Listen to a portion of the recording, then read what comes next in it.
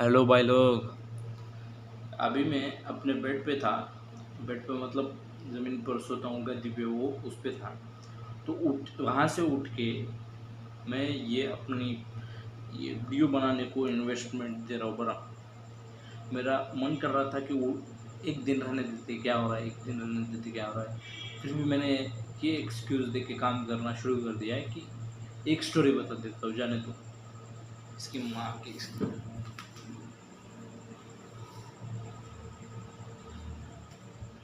हाँ, तो जैसा कहा वैसा है गया।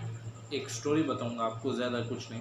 अगर वीडियो में करने का मन नहीं करता है तो नहीं करता है। अब एक स्टोरी बता के ही भेजूंगा आप लोगों को।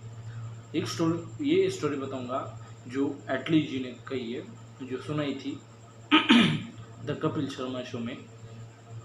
तो होता क्या है, एक बिजनेसमैन रहता है और एक भिखारी रहता है। तो बिजनेसमैन एक भिखारी को हर रोज़ आते जाते देखते रहता है एक मॉल के बाहर। तो वो भिखारी जो रहता है, वेस्टर्न कंट्रीज़ में आप देखोगे तो आपको पता चलेगा, वहाँ पे ठंडी बहुत रहती है।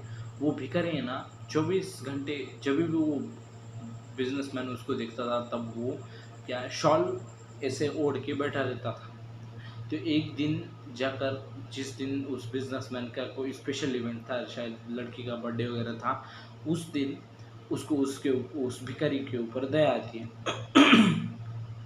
तो क्या होता है, वो दया आने के बाद वो उसको बोलता है कि अरे बाबा, आपको मैंने हर रोज़ देखा है, आप एक ही शॉल ऐसे ओढ़ के पहनते हो।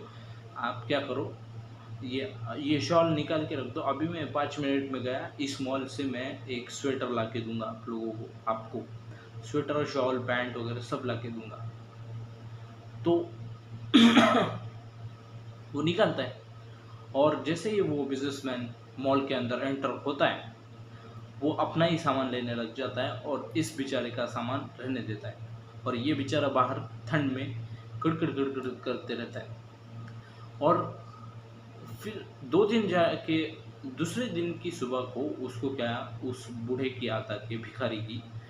तो वो स्वेटर वगैरह लेके जाता है तो देखता है क्या, कि वो बूढ़ा भिखारी मर चुका है। तो फिर बाद में वो भी मरने के बाद भगवान से पूछता है, बोलता है कि ये भगवान, तूने ऐसा मेरे साथ क्यों किया। तो भगवान कुछ नहीं, उसी भिखारी से उसकी बात कराता है।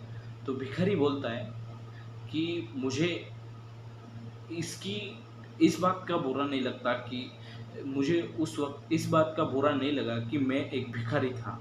मुझे उस वक्त इस बात का बुरा लगा कि आपने जो प्रॉमिस किया वो आपने पूरा नहीं किया, उसी की वजह से मैं मारा गया।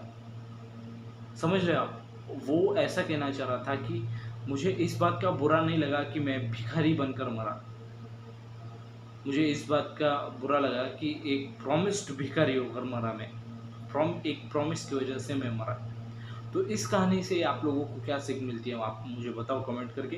बाकी मैं आप लोगों को बताता हूँ कि किसी की भी ऊपर ट्रस्ट मत करो, और किसी का भी प्रॉमिस सीरियस मत लो। ऐसा सोचो कि प्रॉमिस करते ही हैं तोड़ने के लिए। मेरे टीचर ने एक बार मुझसे पूछा था, और मैंने मैंने वो प्रॉमिस निभाया था। बट मैंने टीचर को ये कहानी सुनाई नहीं थी, बट ये कहानी मुझे तब पता थी। मैंने सिर्फ टीचर को इतना ही बोला था कि प्रॉमिस बनाते ही हैं तोड़ने के लिए। तो उस टीचर ने मुझे लास्ट तक रिस्पेक्ट दी। तो आप भी ये लॉ याद रखना, बहुत काम में आएगा जीवन में, कि प्रॉमिस बनाते ही है तोड़ने के लिए। बाकी यही थी आज की कंसिस्टेंसी।